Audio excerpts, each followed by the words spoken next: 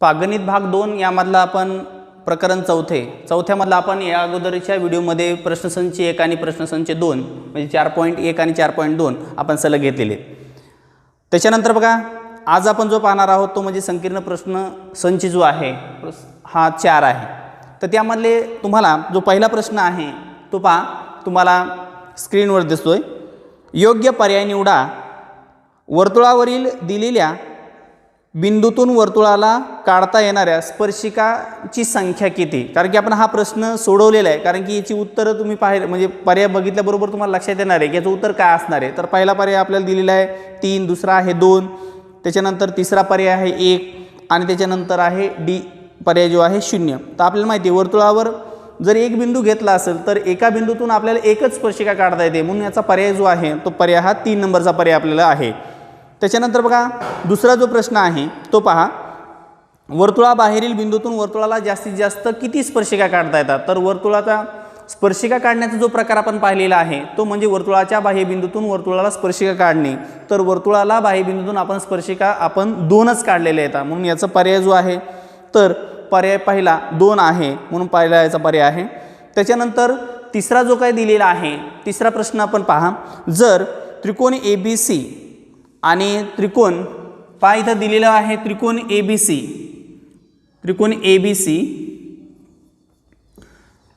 ABC आणि याला समरूप दुसरा त्रिकोण आपल्याला दिलेला आहे। समरूप त्रिकोण हा PQR दिलेला आहे, PQR असा दिलेला आहे। आता याच्यामध्ये कोणता त्रिकोण मोठा आणि कोणता लहान हे आपण कशावरून ठरवत असतो? तर त्याचा दिलेला जो काय रेशो आहे, त्याचं दिलेलं जे प्रमाण आहे, बाजूंचं जे प्रमाण आहे ते AB छेद PQ असं आहे, PQ असं दिलेलं आहे। आणि यांचा जो काही प्रमाण आहे, यांचं जे प्रमाण आहे ते 7 जसे 5 असं दिलेलं आहे। तर आपल्याला प्रश्न विचारला आहे की कोणता त्रिकोण आपल्याला मोठा असेल? तर आपल्याला एक माहिती आहे की AB ही बाजू या दोन्ही त्रिकोणापैकी कोणत्या त्रिकोणाची आहे? तर AB ही त्रिकोण ABCची आहे आणि PQ ही PQRची आहे। याचं प्रमाण जर बघितलं तर हे प्रमाण आपल्याला 7 जसे 5 आहे, म्हणजे मोठा त्रिकोण कोणता असेल तर ABC म्हणजे AB ह्याचं प्रमाण हे जास्त असल्या कारणानं या ठिकाणी ABC हा त्रिकोण हा मोठा आहे। म्हणजे आपल्या उत्तरामध्ये आपल्या प्रश्नामध्ये दिलेला जो पर्याय कोणता आहे तर याच्यामधला पहिला जो पर्याय आहे म्हणजे त्रिकोण ABC हा काय आहे? मोठा आहे। हे 3 आपल्याला प्रश्न परीक्षेसाठी योग्य पर्यायाचा क्रमांक लिहा असा आपल्याला प्रश्न जो असतो, या प्रश्नासाठी हे आपल्याला 3 प्रश्न समजले असतील। यानंतर आपण पाहूया उदाहरण नंबर 2। पहा विद्यार्थी मित्रांनो, आपण सर्वप्रथम प्रश्न वाचूया। केंद्र O असलेले 3.5 सेमीची त्रिज्येची आपल्याला वर्तुळ प्रथमतः घ्यायचं आहे। जेवढा प्रश्न आपण सोडवू तेवढ्या प्रश्नाचे आपल्याला गुणदान मिळत असतं, म्हणून आपल्याला ज्या कृतीपर्यंत आपल्याला लिहिता येतं तिथपर्यंत आपण लिहिलं पाहिजे। बरेचशी मुलं येत नाही म्हणून सोडून देतात आणि आपले गुण गमावून बसतात, परंतु असं न करता आपण केलेल्या जेवढ्या काही कृती आपल्याला जेवढ्या येतात तेवढ्या आपण केल्या पाहिजे। आता वर्तुळ केंद्रापासून आपल्याला माहिती आहे O केंद्र आहे, O केंद्रापासून आपल्याला बाहेर किती यायचे? तर आपल्याला दिलेलं आहे 5.7 सेमी आपण वर्तुळ केंद्रापासून बाहेर येणार आहोत आणि बाहेर आल्यानंतर त्या बाहेरील बिंदूला आपल्याला नाव द्यायचं आहे। तर काय नाव द्यायचं आहे? P बिंदू नाव द्यायचं आहे। म्हणजे केंद्र O आणि P म्हणजे OP यामधलं अंतर आपल्याला किती घ्यायचं आहे? तर 5.7 सेमी आपल्याला घ्यायचं आहे। P बिंदूतून आपल्याला काय करायची? वर्तुळाची स्पर्शिका काढायची, म्हणजे वर्तुळाच्या बाह्यबिंदूतून वर्तुळाला स्पर्शिका काढणे हा या उदाहरणातला असलेला हा वर्तुळाला स्पर्शिका काढण्याचा प्रकार आहे। म्हणून सर्वप्रथम आपण दिलेली जी कृती आहे ती करूया। आपण कंपासमध्ये पट्टीच्या सहाय्याने मोजून घ्यायचे, ते माप किती आहे? 3.5। म्हणजे आपल्याला त्रिज्या घेण्यासाठी आपल्याला कंपासमध्ये, माझा हा कंपास आहे, माझं लोखंडी टोक म्हणजे माझा अंगठा आणि पेन्सिलचं टोक म्हणजे माझं पेनाचं टोक असेल। तुम्ही कंपास पेटीमधील पट्टीच्या सहाय्याने तुम्ही 3.5 एवढं अंतर मोजून घ्या आणि वर्तुळ तुम्ही पूर्ण करून घ्या। अशा पद्धतीने तुम्हाला एक वर्तुळ काढायचं आहे। मी काढलेली जी वर्तुळ आहे ह्या वर्तुळाची त्रिज्या 5 सेमी आहे असं मला लिहायचं आहे। मी या पद्धतीने लिहिलं आहे। आता यानंतर मला वर्तुळाच्या बाहेर यायचे। वर्तुळाच्या बाहेर मी किती अंतरावर येणार आहे? तर वर्तुळाच्या बाह्य बिंदूतून मला स्पर्शिका काढायची आहे, म्हणजे मला 2 स्पर्शिका काढायच्या आहेत. म्हणून वर्तुळ केंद्रापासून मी बाहेर अंतरावर एक काय करतो, एक किरण काढून घेतो. मी हा एक किरण काढून घेतलेला आहे, अंदाजे किरण काढलेला आहे. बरेच जणांना असं वाटलं की किरण हा मी 5.7 सेमीचा काढला आहे, परंतु हे चुकीचं आहे. तसं नव्हे तर आपल्याला वर्तुळ केंद्राला नाव द्यायचं आहे ओ, आणि वर्तुळाच्या बाहेर म्हणजे या रेषेवरती आपल्याला असा एक बिंदू घ्यायचा आहे की जो बिंदू पी असेल आणि त्याचं केंद्रापासून ते पी पर्यंत अंतर हे आपल्याला 5.7 सेमी घ्यायचं आहे. म्हणून परत एकदा आपण आपल्या स्केल पट्टीच्या सहाय्याने पेन्सिलचं टोक आणि लोखंडी टोक यामधील अंतर आपल्याला परत पुन्हा किती घ्यायचं आहे, 5.7 सेंटीमीटर अंतर आपण स्केलपट्टीच्या सहाय्याने मोजून घ्यायचं आहे. माझ्यासारखा अंदाजे घ्यायचं नाही, कारण की माझ्याकडे प्रमाणित मापक कोणत्या प्रकारची दिलेली नाही. परंतु तुम्हाला मात्र हे ॲक्युरेसी येण्यासाठी तुम्ही हे करणं गरजेचं आहे. 5.7 सेंटीमीटर आपल्याला अंतरावरती जायचं, म्हणजे याचा अर्थ असा लक्षात घ्या की मी कंपासमध्ये घेतलेलं अंतर किती आहे, 5.7 सेंटीमीटर मी हे अंतर घेतलं आहे. आणि ह्या किरणावरती मी काय केलेलं आहे, एक कंस केलेला आहे, आणि तो कंस ज्या ठिकाणी छेदला तो बिंदू म्हणजे काय आहे, आपण याला नाव देऊया पी. ओके. आता ह्या OP मधलं अंतर आपल्याला लक्षात येईल की ह्या रेख जो OP आहे म्हणजे OP मधलं अंतर किती आहे, OP मधलं अंतर असणार आहे 5.7 सेमी. म्हणजे हे आपल्याला अंतर इथं लिहायचं आहे, म्हणजे आपण इथं लिहिणार आहोत याच्यामध्ये 5.7 सेमी एवढं अंतर आपण यापर्यंत आहे, हे असं आपण दर्शवूया. आता ह्या OPला आपल्याला काय करायचं आहे, लंब काढायचा आहे. मग लंब रेषाखंडाला लंब काढणे यासाठी आपण काय करतो, अर्ध्यापेक्षा जास्त माप घेतो आणि वरच्या बाजूला एक चाप मारतो, खालच्या बाजूला एक चाप मारतो की जो मध्याशी समोर असेल. त्याच्यानंतर बघा हेच अंतर परत पुन्हा कायम ठेवून O बिंदूवरती ठेवून परत एकदा मी काय करतो, 2 कंस करतो. हे 2 कंस ज्या ठिकाणी अंतर छेदित होतात तो बिंदू आपल्याला घ्यायचा आहे आणि त्याला आपण प्रथमतः निश्चित करूया. चला याला आपण प्रथमतः निश्चित करूया, यालाही निश्चित करूया. आणि अशा प्रकारे आपण ह्या OPचा मध्यबिंदू शोधलेला आहे. OPचा मध्यबिंदूला आपण नाव देऊया, एक यम असं नाव देऊया, कारण की OP या सगळं टोटल याचं किती आहे, 5.7 आहे. म्हणजे 6 असेल तर 3 वरती येतो, हा 5.7 आहे. म्हणजे आपल्याला लक्षात येऊन जातं की हे अंतर जे आहे तर हे कुठे येणार आहे, तर याच्या अंतर्गत भागामध्ये येईल. बऱ्याचशा मुलांना कन्फ्युजन होतं की हे नेमकं कोणतं घेतलं आहे, म्हणजे ही स्पर्शिका आहे का, तर हिला स्पर्शिका म्हणता येत नाही. हा लंब आहे, OPचा हा लंब आहे. आता याचे 2 समान भाग झालेले ते आपल्या लक्षात येऊन झाले. म्हणजे ह्यामधलं अंतर आणि यामधलं अंतर कसं आहे, सेम आहे. परंतु आपल्याला याच्यातला एक कंस करायचा आहे. म्हणजे तो कंस या प्रकारे करायचा आहे की जो कंस केल्याच्या नंतर तो कंस हा कंस जो आहे हा वर्तुळाच्या केंद्रातून जाईल आणि हा वर्तुळाला दोन बिंदूमध्ये काय होईल, हा छेदेल. अशा बेताने आपल्याला एक कंस करायचा आहे आणि त्या कंसाचा हा जो छेदनबिंदू आहे, हे छेदनबिंदूला आपण एखादं ए नाव देऊया, याला बी नाव देऊया. आपल्याला काय काढायची, इथं स्पर्शिका काढायची. मग हा ए बिंदू आणि हा पी बिंदू आपण याला जोडूया, म्हणजे आपल्याला काय मिळते, या ठिकाणी स्पर्शिका ही एक मिळते. आणि दुसरी एक स्पर्शिका आपल्याला या ठिकाणी बी अशी एक आपल्याला स्पर्शिका या ठिकाणी मिळते. तर अशा प्रकारे आपण दिलेला प्रश्न पूर्ण केलेला आहे. म्हणजे आपल्याला पी बिंदूतून वर्तुळाला काय करायची आहे, स्पर्शिका काढायच्यात. मग आपण ह्या 2 स्पर्शिका यामध्ये काढलेल्या आहेत. आपला एक प्रश्न आपल्याला आताच या संकीर्ण प्रश्नसंचमध्ये आपल्याला एक पर्यायसुद्धा आहे, एक बहुपर्यायाचा जो प्रश्न आहे तो वर्तुळाला जास्तीत जास्त किती स्पर्शिका काढता आहेत, तर 1 आणि 2 अशा 2 स्पर्शिका आपण या ठिकाणी काढलेल्या आहेत.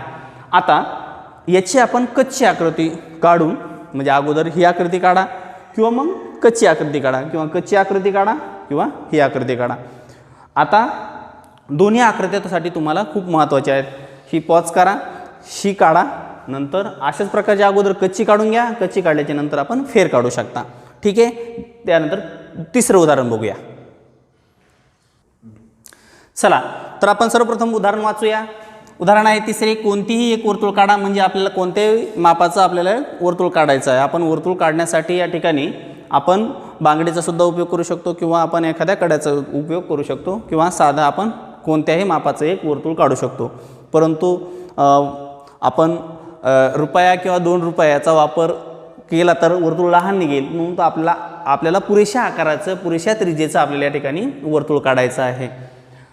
एक बिंदू घ्यायचा, त्यावरती ए बिंदू घ्यायचा आणि त्यामधून वर्तुळाची स्पर्शिका काढायची. परंतु इथे अट दिलेली आहे. ही अट अशी आहे की या ठिकाणी आपल्याला केंद्रकाचा वापर करायचा नाही. म्हणजे अगोदर आपण केंद्रकाचा वापर करत असतो, परंतु हा करायचा नाही.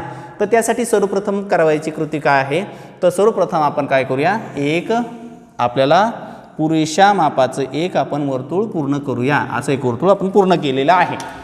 त्यानंतर आपल्याला या ठिकाणी काय करायचं, तर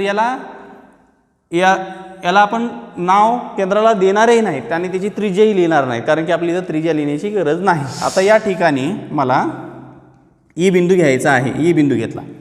आता ई बिंदू घेऊन मला यामध्ये एक त्रिकोण पूर्ण करायचा आहे की जो त्रिकोण मला समभुज असेल किंवा समद्विभुज असेल, कोणत्याही प्रकारचा एक आपल्याला या ठिकाणी एक त्रिकोण पूर्ण करायचा आहे. या ठिकाणी मी त्रिकोण पूर्ण केलेला आहे. आता या त्रिकोणामध्ये आता हा जो वरचा कोन आहे, या ठिकाणचा वरचा कोन, वाटल्यास मी याला नाव देतो.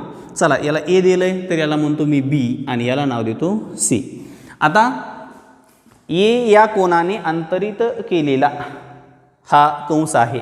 हा कंस आपल्याला ह्या स्पर्शिका, या ठिकाणी आपण स्पर्शिका काढली आणि ह्या स्पर्शिकेने केलेला कोन आणि हा कोन, दोन्ही कोन हे एकरूप असतील तर त्याने अंतरित केलेला कंस हा एकच आहे, समान मापाचा आहे, हे आपल्या लक्षात येईल. यासाठी आपण कंपासामध्ये योग्य पुरेसं येईल असं माप घ्या. पहा, असं पेताना मी एक माप घेतलं. हेच माप परत आपण तेवढ्याला तेवढंच ठेवून आपण ह्या AC असलेल्या याच्यापासून आपण बाहेर आलो आहोत, हे आपण लक्षात घेतलं पाहिजे. त्याच्यानंतर पहा, परत आपल्याला कंपासमध्ये माप सेट करायचं आहे. पहा, या ठिकाणी मी बिंदू ठेवतो, परत या बिंदूपर्यंत येतो, म्हणजे AB आणि कोणती BC या दोन्ही बाजूमधलं जेवढं अंतर या कंसातलं आहे तेच माप आपल्या या ठिकाणी घ्यायचं आणि परत आपण या ठिकाणी एक कंस अंतरछेद करून घेतला. दिलेला कंस तुम्हाला या ठिकाणी दिसत आहे, अशा बेताना आहे. तर आपण आता हा जो बिंदू आहे, हा बिंदू पहा, एला छेदेल अशा बेताना आपल्याला त्याला जोडायचं आहे. म्हणजे ई बिंदू आणि हा अंतछेद असलेला बिंदू एका रेषेत येतील अशा पद्धतीने आपल्याला या ठिकाणी एक स्पर्शिका काढायची आहे.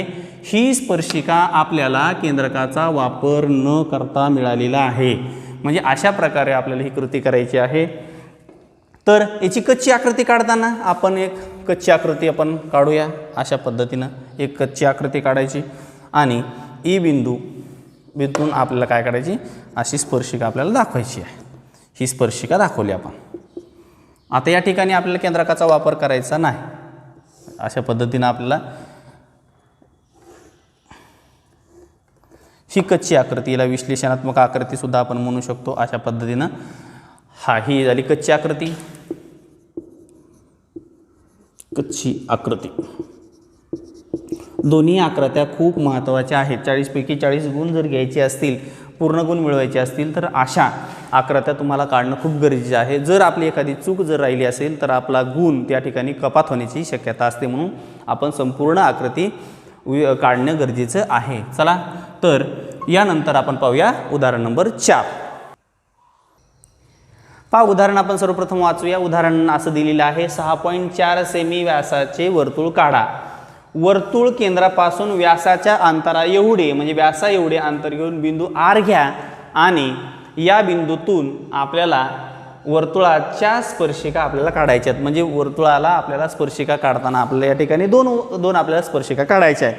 तर ते काढत असताना सर्वप्रथम आपण याचा दिलेला व्यास, आपण दिलेलं काय आपण ते घेऊया. आपण दिलेले काय, तर व्यास किती दिलेला आहे, तर व्यास बरोबर 6.4 असं दिलेलं आहे, सेमीमध्ये दिलेलं आहे. म्हणजे आपल्या लक्षात येतं आहे की आपल्याला त्रिज्या किती घ्यायची. मग आपल्याला त्रिज्या काढत असताना त्रिज्या किती येईल, तर त्रिज्या ही व्यासाच्या कशी असते, निम्मी असते. म्हणजे व्यास भागिले 2 म्हणजेच 6.4 भागिले 2 म्हणजेच आपल्याला या ठिकाणी मिळणारी त्रिज्या किती असेल, तर आपल्याला ही 3.2 सेमी आपल्याला एवढ्या त्रिज्या आपल्याला मापाची ही आपल्याला त्रिज्या घ्यायची आहे. म्हणजे त्रिज्या आपण इथे काढून घेतलेली आहे. आता यानंतर आपल्याला काय करायचं आहे, तर यानंतर आपल्याला वर्तुळ काढूया. प्रथमतः आपण वर्तुळ 3.2 सेमीचं वर्तुळ आपण करतो. कंपासामध्ये आपल्याला माप घ्यायचं आहे, पट्टीच्या सहाय्याने मोजून घ्यायचं, माझ्यासारखा अंदाजे घ्यायचं नाही. 3.2 सेमी सेंटीमीटरचा आपल्याला या ठिकाणी एक वर्तुळ काढायचं. बघा हे वर्तुळ काढतो मी, या ठिकाणी मी वर्तुळ काढलेलं आहे. कितीचं आहे?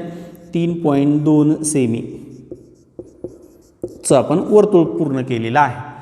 आता या ठिकाणी वर्तुळ केंद्राला काय नाव द्यायचं आहे असं काही दिलेलं नाही, परंतु मात्र व्यासाएवढा अंतर घेऊन आपल्याला बाहेर आर बिंदू घ्यायचा आहे. मग आपण पी आर हे मला नाव योग्य वाटतं म्हणून मी या ठिकाणी याच्या केंद्राला नाव देतो पी. आता मला बाहेर किती अंतरावर यायचं आहे? बाहेर मला अंतर घ्यायचं आहे, या ठिकाणी मला व्यासा एवढं अंतर म्हणजे 6.4 एवढं अंतर मला बाहेर घ्यायचं आहे. तर मग मी केंद्रापासून बाहेर एक किरण काढून घेतो. मला एक किरण काढून घ्यायचं आहे. पहा या ठिकाणी मी किरण काढून घेतलेला आहे. पहा या ठिकाणी मी किरण काढलेला आहे. हा किरणाला मी नाव देतो टी, पी टी नाव देतो. आता व्यास किती आहे? व्यास या ठिकाणी आपल्याला याचा व्यास जो आहे वर्तुळ केंद्रातून जाणार म्हणजे याच्या दुप्पट पहा हे जे आहे 3.2 आणि याच बेजानं मी इकडे जातो 3.2. म्हणजे मला एक लक्षात येतं की याचा मध्यबिंदू आपल्याला याची स्पर्शिकाही दिसेल, हे लक्षात घ्या. कारण की हा जो आर आहे म्हणजे पी आरला आपल्याला लंब काढायचा आहे, म्हणजे लंबदुभाजक काढायचा आहे की जो लंबदुभाजक ह्या पी केंद्र असलेल्या वर्तुळाची स्पर्शिका असेल, लंबदुभाजक. आणि परंतु एवढं इथंच आपलं काम संपलेलं नाही, तर आपल्याला व्यासाएवढ्या अंतरावर आर बिंदू घ्यायचा आहे आणि या बिंदूतून काढायचा आहे. म्हणजे आर बिंदूतून आपल्याला काय काढायच्या? 2 स्पर्शिका काढायच्या. त्या 2 स्पर्शिका काढताना आपण कंपासामध्ये या पी आरच्या अर्ध्यापेक्षा म्हणजे अर्ध इथं आहे आणि अर्ध्यापेक्षा जास्त माप मी या ठिकाणी घेतलं आहे आणि वरच्या भागामध्ये एक कंस करून घेतला आहे आणि खालच्या भागामध्ये मी एक कंस करून घेतो. हे माप न बदलता अर्ध्यापेक्षा जास्त घेतलेलं जे माप आहे ते न बदलता मला हे आरवून जसं ठेवलं आहे तसं आता मी पी बिंदूवरती ठेवतो आणि वरच्या बाजूला एक चाप मारतो आणि खालच्या बाजूला एक चाप मारतो. ही दोन्ही कंस छेदून घेतल्याच्या नंतर मला याचे जे बिंदू आहे ते प्रथमतः निश्चित करतो. हा बिंदू निश्चित करतो आणि हा बिंदू निश्चित करतो. आता मला हे 3 बिंदू एका रेषेत आणायचे आहे, तर मी या बेताने मी याची स्पर्शिका आणि या ठिकाणचं असणारे जे माप आहे हे माप मी पहा. उदाहरणामध्ये तुम्हाला या ठिकाणी आपण याला लंबदुभाजक काढला, ही आपल्याला याची स्पर्शिका वाटेल, परंतु ही स्पर्शिका ही जरी असली तरी आपल्याला हा आपण शोधलेला हा मध्यबिंदू आहे, मी याला यम असं नाव देतो. आपल्या एक गोष्ट लक्षात असेल, आपण घेतलेली त्रिज्या किती आहे? 3.2. व्यास किती होता? 6.4. 6.4 म्हणजे पी आर मधला अंतर किती आहे? 6.4. बघा आपले हे राहिलेले आहेत, आपण या ठिकाणी इथं नोंदवायचं राहिलं असेल तर हे तर माझ्यासारखं जर तुमचं विसरलं तर तुमचे गुण जाऊ शकतात, पण मात्र हे तुम्हाला दाखवणं अत्यंत गरजेचं आहे. आता याचं अंतर आपण दाखवण्यासाठी पट्टीच्या सहाय्याने या ठिकाणी आपण असा एक बाण दाखवूया. या ठिकाणी इथपर्यंत आणि या ठिकाणी याचा इथपर्यंतचा जो बिंदू आहे, ही जे माप आहे हे 6.4 सेमी हे जे माप आहे आपण नोंदवणं गरजेचं आहे. आता आपल्याला काय काढायची? तर आपल्याला काढायच्या स्पर्शिका. मग स्पर्शिका काढण्यासाठी पी एम एवढं अंतर आपल्याला कंपासमध्ये घ्यायचं. पहा पी आणि एम यामधलं अंतर घेऊन आपल्याला या पी केंद्र असलेल्या वर्तुळाला केंद्रातून जाणारा आणि वर्तुळाला दोन ठिकाणी छेदून जाणारा बिंदू आपल्याला या ठिकाणी मिळालेले आहेत. हे 2 बिंदू आहेत, म्हणजे आर बिंदू आणि हा बिंदू एकदा जोडूया. आर बिंदू आणि हा बिंदू आपण जोडूया. हे जोडत असताना पहा प्रथमतः मी खालचा जोडतो. एका रेषेत असली पाहिजे, अचूक असली पाहिजे. आपले या ठिकाणी गुण जाता कामा नये. अगदी सोपा प्रश्न आहे. आपल्याला याचे गुणदान पूर्ण मिळणं गरजेचे आहे. अशा आकृत्या आपल्याला परीक्षेसाठी 3 गुणाच्या प्रश्नासाठी विचारल्या जातात. तर आपण काळजीपूर्वक आपल्याला ही उदाहरणं सोडवता आली पाहिजे. अशी आपल्याला सरावासाठी आणखी उदाहरणं घेता येतात. पहा प्रॅक्टिस करत आपण हे सोडवणार आहोत. ह्या पद्धतीने आपल्याला हे सॉल्व करायचं आहे. तर आता याच्या बाजूला आपल्याला काय करायची? याची कच्ची आकृती काढायची. कच्ची आकृती काढत असताना मी या ठिकाणी एक लहान एक आकृती घेतो. कच्ची आकृती आहे, याची मापं मी काय मोजून घेत नाही, परंतु या ठिकाणी मी एक असा या ठिकाणचा एक या केंद्रापासून बाहेर येतो. हा आर बिंदू घेतो. याला मी पी नाव दिलेलं आहे. यामधलं अंतर 6.4 सेमी आहे. अशा पद्धतीनं मी दाखवतो. याला कच्ची आकृती आहे, याची त्रिज्या 3.2 सेमी आहे, तीसुद्धा या ठिकाणी लिहितो. आणि याला मी अशी जी आकृती मला काढायची आहे ही आकृती मी या ठिकाणी स्पर्शिका अशा पद्धतीनं काढूया. याला वाटल्यास याला नाव देताना मात्र आपल्याला कच्ची आकृती असं नाव द्यावं लागेल. कच्ची आकृती अशा पद्धतीनं हा प्रश्न तुम्ही सॉल्व करू शकता. सॉल्व करत असताना आधी सोडून बघायचं, ज्या ठिकाणी आपल्याला समजत नाही त्या ठिकाणी आपण पॉज करायचं, संपूर्ण पाहायचं आणि पुन्हा एकदा लिहून काढायचं. अशा पद्धतीने हे उदाहरण सोडवलं पाहिजे. ठीक आहे. यानंतर आपण पाहूया 5 उदाहरण.